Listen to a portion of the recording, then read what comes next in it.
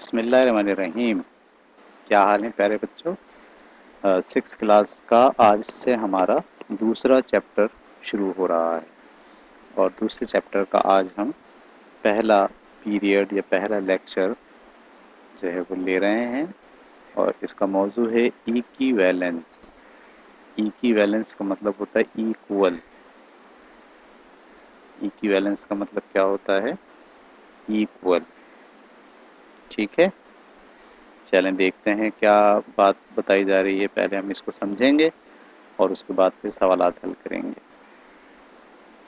Farmer नयाथी, नयाथी एक आदमी का नाम है जो किसान है। बाइस 3 गॉड्स फॉर ₹423 ईच। उसने 3 बकरियां खरीदी हैं 423 रुपये में हर एक।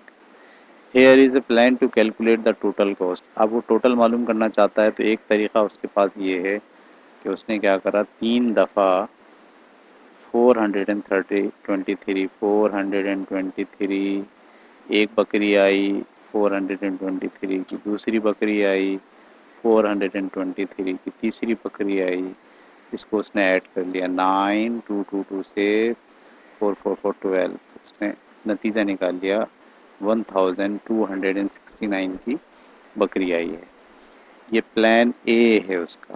काम करने के लिए उसके पास प्लान ए है, पहला प्लान। ठीक है, we can write a number sentence too. अच्छा, here is another plan to calculate the total cost. उसके पास एक प्लान और भी है। वो क्या कर रहा है, वो 423 को 3 से मल्टीप्लाई कर रहा है। बजाय इसके कि 3 मरतबा लिख के ऐड करे, वो 3 से इसको मल्टीप्लाई कर रहा है। ये दूसरा प्लान है। 3 3 ज़ा 9, 3 2 ज़ा 6 और 3 4 ज़ा 12। वो अभी भी इसी नतीजे पर पहुंचा।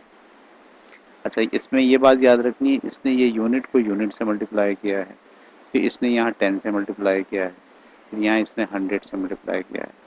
तो इसको हम यूँ भी कह सकते हैं कि पहले 3 को 3 से मल्टीप्लाई किया, फिर 3 को 20 से मल्टीप्लाई किया और फिर 3 को 100 से मल्टीप्लाई किया, 400 से मल्टीप्लाई किया। ये मिलके कितने हो गए 1200, ये मिलके कितने हो गए 60 और ये मिलके कितने हो गए 9। तो अभी भी देखें 1269। तो ये इसका प्लान ए था, ये प्लान बी था। अगर दोनों प्लान से एक ही रिजल्ट निकले, जैसे कि निकल रहा है, ये देखें दोनों प्लान से एक ही रिजल्ट निकले, तो हम कहते हैं, हम क्या कहते हैं, calculation plan that produce the same result are called equivalence. हम बोलेंगे दोनों प्लान दरअसल एक दूसरे के इक्विवेलेंट हैं।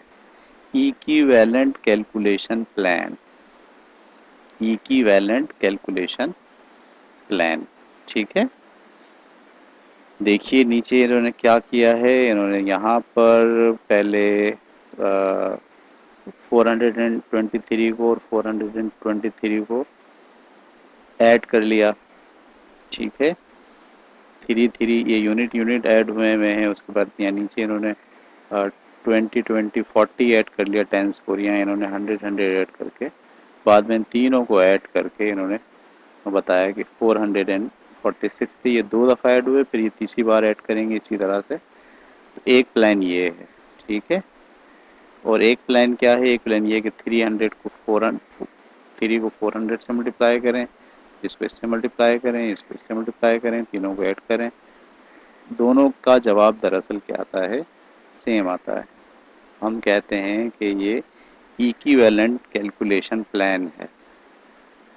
ठीक है, अगर दोनों के जवाब सेम आते हैं तो हम कहते हैं ट्रू नंबर सेंटेंस है, और अगर दोनों के जवाब गलत आते हैं तो हम कहते हैं फॉल्स हैं। दोनों के जवाब का मतलब आपने 423, 423 और 423, एक जवाब आपने ये निकाला। एक तरीका है। दूसरा तरीका आपके पास क्या था, 3 को आपने 400 से मल्टीप्लाई किया है, फिर 3 को आपने 20 से मल्टीप्लाई किया है, फिर 3 को आपने 3 से मल्टीप्लाई किया। एक प्लान ये, अगर ये दोनों प्लान एक ही जवाब देंगे तो हम बोलेंगे ये जो इक्वलिटी का निशान है ये ट्रू सेंटेंस को जाहिर करता है। किसको जाहिर करता है? ट्रू सेंटेंस को। ठीक है। और अगर ऐसा नहीं हो तो फॉल्स सेंटेंस, जैसे कि नीचे आपको मिसाल दी गई है। एक ये आपके पास देखिए नंबर है लेफ्ट पर और ये इसका दूसरा प्लान है राइट पर। तो इसमें 25 कितनी बार हैं? 5 बार। लेकिन यहाँ मल्टीप्लाई कितनी बार किया गया है? 20 को 4 बार, और 5 को भी कितनी बार? 4 बार। तो इसका रिजल्ट तो 125 आएगा, लेकिन इसका रिजल्ट होगा 80 और प्लस 20, ये मिलके हो जाएंगे 100। तो इस लेफ्ट साइड का जवाब आ रहा है 125 और राइट साइड का आ रहा है, तो ये दोनों बराबर नहीं है। इसका मतलब ये फॉल्स सेंटेंस है। क्या है ये? False sentence. ठीक है। तो अब आपको पता चल गया कि इक्विवेलेंट सेंटेंस जो है इक्विवेलेंट प्लान होता है, यानी दो मुख्तलिफ तरीक़ों से अगर आप एक ही जवाब पर पहुंच रहे हैं तो हम कहेंगे दोनों प्लान आपके इक्विवेलेंट हैं, और जो सेंटेंस आपके बनेगा वो ट्रू बनेगा। और अगर इक्विवेलेंट नहीं आएगा तो फिर आपका सेंटेंस फॉल होगा। ठीक है। अगले पेज पर हम चलते हैं। वो पिछले जो टॉपिक हमने पढ़ा था उसकी बुनियाद पर यह फैसला करता है कि which of the number sentence below are false. आपको देखना है कि इसमें से कौन से फॉल्स हैं और कौन से ट्रू हैं। ठीक है। अब जैसे ये देखिए 7 इंटू 37 और 3 इंटू 37। ठीक है। अगर आप इस 7 को और 3 को मल्टीप्लाई कर लें, ऐड कर लें और बाद में 37 से मल्टीप्लाई कर दें, तो लेफ्ट हैंड साइड का जवाब और राइट हैंड साइड का जवाब सेम होना चाहिए। 37 और 7 को मल्टीप्लाई करेंगे, 7 7 ज़ा 49, 7 3 ज़ा 21 और 4 25। तो यहाँ से जो जवाब आया आपके पास इसका कितना आया? 259।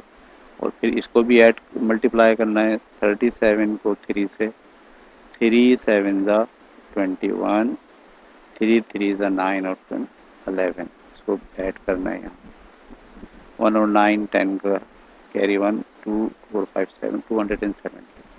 तो बल्कि इसका भी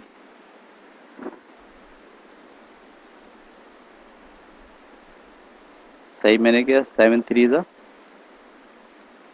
21 और 4 25, 259 आ गया। यहाँ एक और आएगा ना 11, तो 1 9 10 और 5 और 1 7 और ये तो और एक 307। तो लेफ्ट हैंड साइड का जवाब क्या आ गया? 370। अब राइट हैंड साइड को करें, 37 को मल्टीप्लाई करेंगे 10 से, 1 7 ज़ा 7, 1 3 ज़ा 3, ये 0 ऐसे आ गया। दोनों जानिब वाले आपके प्लान के जवाब सेम, लिहाजा हम बोलेंगे ये वाला जो सेंटेंस है ये ट्रू सेंटेंस है। ठीक है। इसी तरह आपको हर एक के बारे में फैसला करना है कि ये ट्रू सेंटेंस है या फॉल्स सेंटेंस है। उसकी लेफ्ट हैंड साइड को हल करना है और उसकी राइट हैंड साइड को हल करना है। दोनों के जवाब सेम आएंगे तो हम बोलेंगे ये ट्रू सेंटेंस है। दोनों के जवाब अगर सेम नहीं आएंगे तो हम बोलेंगे ये फॉल्स सेंटेंस है। ठीक है। ये काम आपको अपनी कॉपी में खुद करना है। अभी इस वीडियो को रोकिए और रोक कर पहले इस सारे सवालात को हल करके पता चलाइए कि हर सेंटेंस ट्रू है या फॉल है। ठीक है। आगे बढ़ते हैं अगले सवाल की तरफ। अगले सवाल में लिखा हुआ है for each of the true sentence in question number 2। Question number 2 में जो हर एक ट्रू सेंटेंस आए हैं, decide which of the two plans are the easiest. आपको ये बताना है कि लेफ्ट हैंड साइड वाला ईजी है या राइट हैंड साइड वाला ईजी है। ठीक है। Then use the plan to find the answer, और उसी से आपको आंसर पता चलाना है। ये सवाल आप मत कीजिए, तकरीबन हमने ये सारा काम इसके अंदर कर लिया है, इस सवाल को करने की ज़रूरत नहीं है। ठीक है। आगे बढ़ते हैं। Question number 4, write an easy equivalent calculation plan for each of the following and use your plan to find the answer. आप इसको हल करके जवाब निकालिए सही आसान प्लान ढूंढिए कि कैसे इसको हम हल कर सकते हैं। इन तीनों को हल करके इसका जवाब निकालिए, चारों को, ठीक है। और हल करके जब आप इक्वल जवाब निकालेंगे तो हर एक के सामने उसका जवाब लिख दीजिए। अब एक अहम बात की तरफ हम इशारा करने जा रहे हैं जो आपको बहुत तवज्जो से सुने। वो बात ये है कि आपके पास एक सवाल है, ये वाला, सही है। 140 में से 10 माइनस करें और फिर 2 से मल्टीप्लाई करें। एक स्टूडेंट है टॉम, उसने क्या करा, पहले 110 को माइनस करके 130 लिखा और 130 को बाद में 2 से मल्टीप्लाई करके क्या कर दिया, 260। ही added the 6 and 4 to get 10 and subtract 10 from 140 and then multiplied by 2।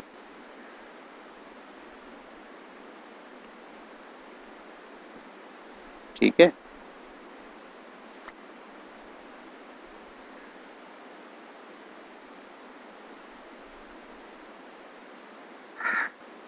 उसके बाद जो है वो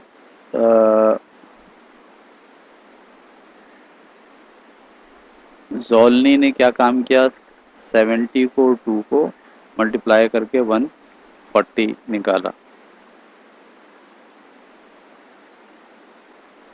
शी आल्सो एडिड 6 and 4। ये हमें ऊपर से देखना है, क्वेश्चन नंबर 5, ठीक है। चलिए, असल में यहाँ से आपको सवाल लेना था। ये क्वेश्चन है, इसको टॉम ने भी हल किया है, इसको जोलेनी ने भी हल किया है, इसको शेपो ने भी हल किया है, ठीक है। और एक ने जवाब निकाला 260, एक ने जवाब निकाला 140 और एक ने जवाब निकाला 142। ओ माय गॉड, और एक अलग अलग जवाब निकले हैं, ठीक है। यानी सवाल एक है लेकिन टॉम का प्लान कुछ और है, जोलेनी का प्लान कुछ और है और शेपो का प्लान कुछ और है। प्लान जब अलग अलग हो गए तो एक नतीजे पे पहुंचा 260, एक नतीजे पे पहुंचा 140 और एक नतीजे में पहुंचा 142। इसने क्या करा, इसने पहले इन दोनों को मल्टीप्लाई किया, यहाँ लिखा, ठीक है। फिर इन दोनों को ऐड करा, यहाँ लिखा, तो 2 को ऐसे उतार लिया और आगे फिर इनको माइनस करके ये काम करा। इन साहब ने क्या करा, पहले 70 आया, पहले इसने 20 में से 4 को 6 को माइनस करा। She also added 4 and 6 and 4, 6 और 4 को ऐड कर लिया उन्होंने, यहाँ 10 आ गया। 20 में से 10 को माइनस कर दिया तो 10 बचा। 10 को 7 से मल्टीप्लाई किया, 70 हो गया और 70 को 2 से मल्टीप्लाई करके 140 आ गया। अच्छा, इन साहब ने क्या करा, इन्होंने पहले इन दोनों को मल्टीप्लाई किया 7 को 120 से, फिर इन्होंने क्या करा, 4 को 2 को मल्टीप्लाई कर लिया 8 से और आखिरी के अंदर 140 में से 4 निकाल के 134 लिखा और 134 में ऐड को जमा करके 142 आ गया। अब एक का जवाब 260 आ रहा है, एक का 140 आ रहा है, एक का 142 आ रहा है। ये कन्फ्यूजन हो गई, सारे बच्चे बेचारे परेशान हो गए कि सवाल एक था और एक सवाल को 3 बच्चों ने हल किया और तीनों के जवाब अलग अलग आ गए, ठीक है। तो इसको कैसे हम नतीजे पे पहुंचेंगे कि एक जैसा जवाब तीनों का आए, इसके लिए हमको कुछ रूल्स फॉलो करने पड़ते हैं। वो रूल्स हम अगले पेज पे देखेंगे। ये है पहला rule, when calculation plan includes addition and subtraction. जब कैलकुलेशन में सिर्फ एडिशन और सब्ट्रैक्शन हो तो calculation are done from left to right, तो आपको सिर्फ काम करना पड़ता है लेफ्ट से राइट की तरफ। जैसे एग्जाम्पल है, ये एक सवाल है, इसमें सिर्फ और सिर्फ प्लस और माइनस हैं। क्या है, प्लस और माइनस। तो आप लेफ्ट से राइट पे काम करते जाएंगे। लेफ्ट से राइट का मतलब पहले आप 30 में से 6 को माइनस करेंगे, ठीक है। 30 में से 6 को माइनस करें, ये देखें पहले 30 में से 6 को माइनस करा 24 आ गया। ये दोनों हो गए। फिर 24 में ऐड को 8 को ऐड कर लीजिए, 32 हो गए। फिर 32 में से 5 को माइनस कर दीजिए, 27 हो गए। फिर 27 में आखिर में 7 को ऐड कर लीजिए, 34 हो गया। ठीक है, तो अगर आपके पास किसी सवाल में सिर्फ और सिर्फ प्लस, एडिशन और सब्ट्रैक्शन हो, ठीक है, तो आप हमेशा सवाल को लेफ्ट से राइट की तरफ जाते हुए हल करते हैं। ये एक प्रिंसिपल हो गया, एक उसूल हो गया। ठीक है, और इसमें ब्रैकेट्स भी यूज करते हैं। दूसरा उसूल, brackets are used to indicate that certain calculation should be done before other. यानी आप पहले ब्रैकेट्स लगा देते हैं और ब्रैकेट्स के ज़रिए बताते हैं कि हम पहले ये वाला कैलकुलेशन करेंगे, फिर हम ये वाली कैलकुलेशन करेंगे। जैसे ऊपर वाले सवाल ही में यही सवाल आपके पास जो है ये मौजूद है, 30 माइनस 60। सही है, अब कोई बोले भाई पहले मैं इसको हल करूँगा, ठीक है, फिर मैं इसको हल करूँगा और आखिरी में मैं 7 को ऐड करूँगा, तो 30 में से 6 गया 24 प्लस ऐसे उतर गया, 8 में से 5 गया 3 प्लस 7 ऐसे उतर गया। अब इनको आप ऐड कर लीजिए, 24 और 30 27 और 7 कितने होते हैं 34।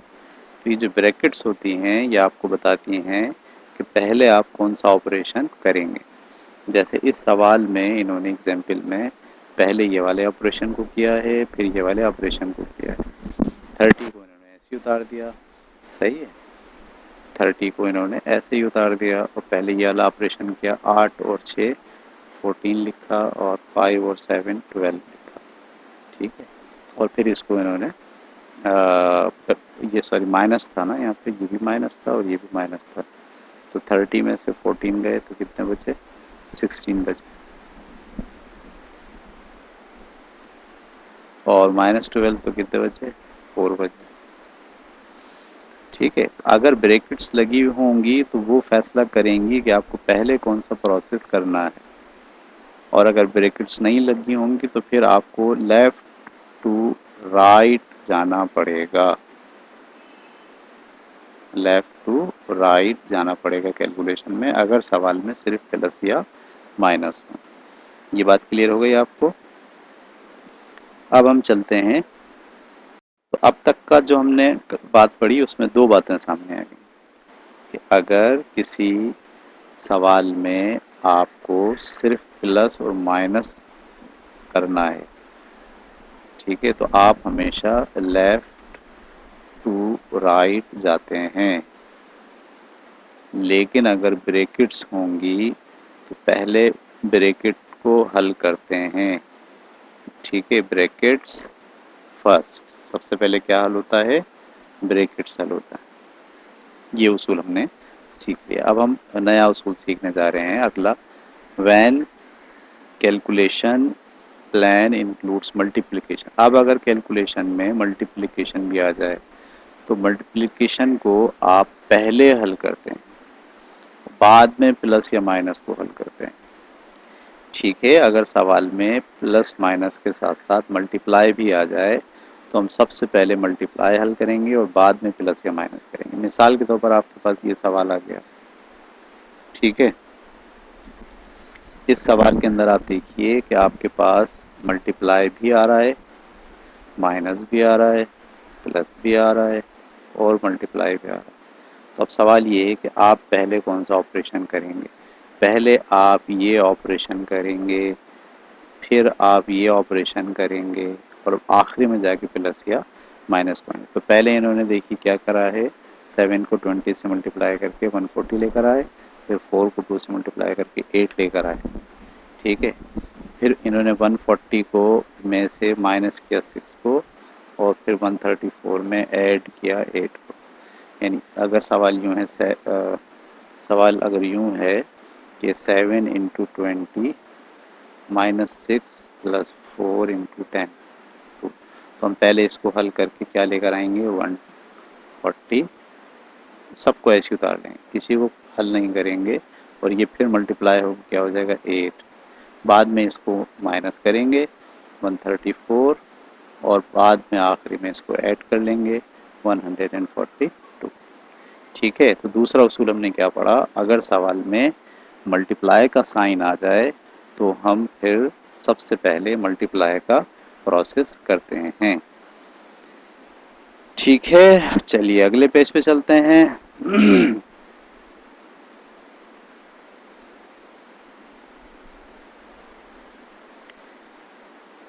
ठीक है, लिखा हुआ right each of the following instruction below in symbol. आपको जो इंस्ट्रक्शन दी जा रही है उसको आप इन सिंबल्स की तरह लिखेंगे।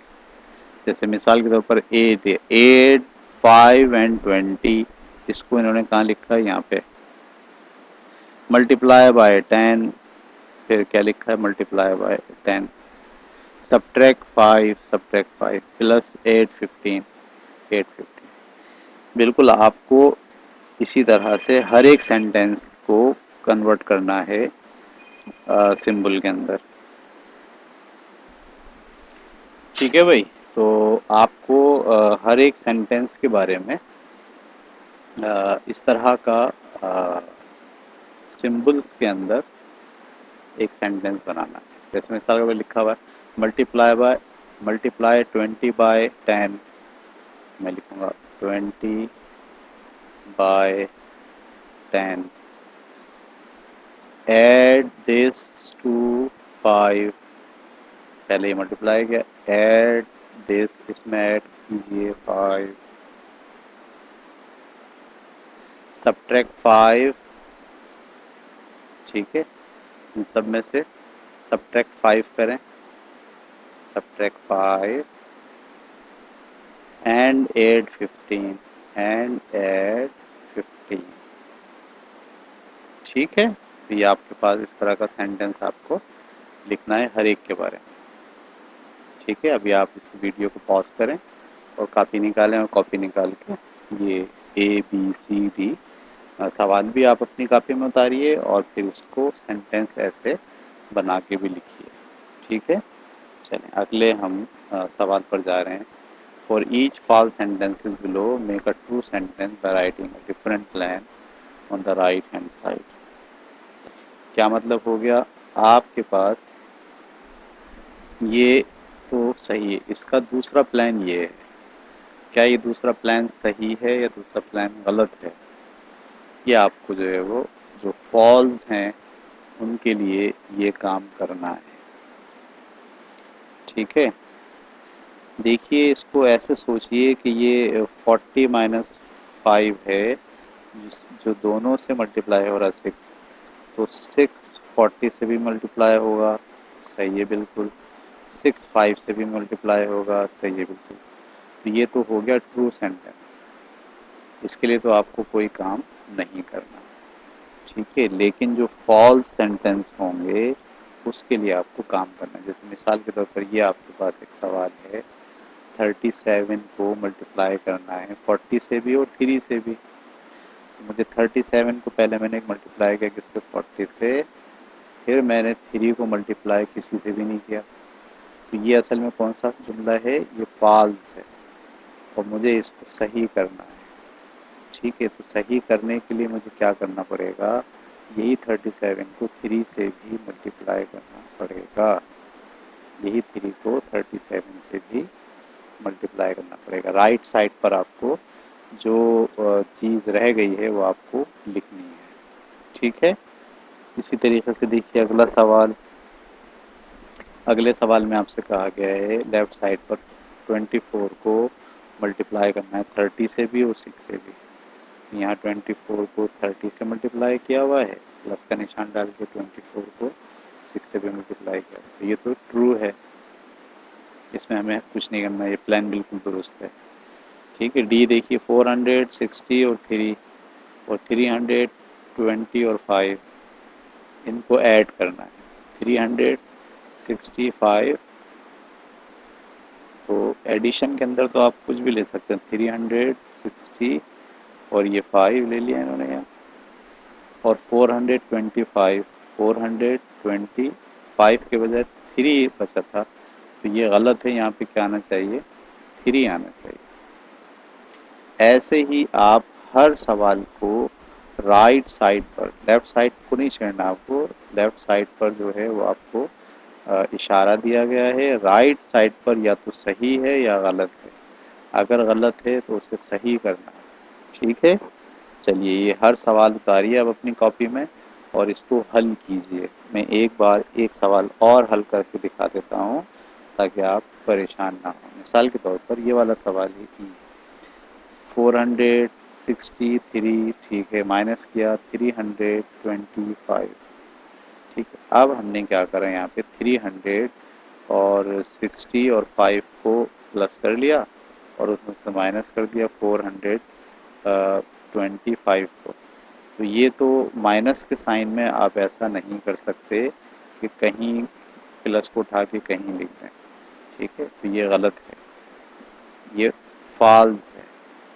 ठीक है, इसका ट्रू क्या होगा? इसका ट्रू यही होगा कि लेफ्ट साइड पर हमेशा यही होना चाहिए और राइट साइड, या इसको यूँ भी लिख सकते हैं 400 में से 300 को निकाल दीजिए। एक प्लान देखो मैं लिख रहा हूँ, 400 में से 300 को निकाल दीजिए, प्लस 600 में से 20 को निकाल दीजिए, प्लस 3 में से 5 को निकाल दीजिए, लेकिन 3 में से तो 5 नहीं निकलता। ठीक है, तो लिख सकते हैं हम 3 माइनस 5, ऐसे -2 बचेगा, बाद में इसमें से भी हमें माइनस ही करना पड़ेगा। ठीक है, तो इसको हल करके जब आप देखेंगे और इसको हल करके देखेंगे, दोनों के जवाब अगर सेम हैं तो आप राइट डिसीजन पर पहुंच गए।